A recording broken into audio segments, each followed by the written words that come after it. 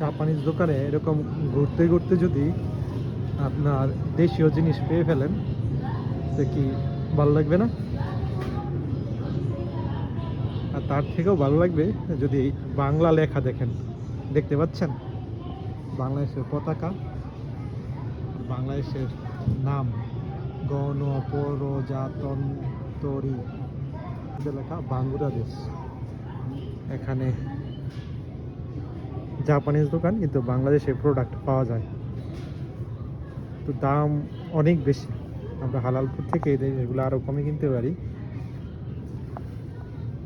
মোটামুটি রাখছে আর কি, পাওয়া যায়, এটা হচ্ছে বড় কথা।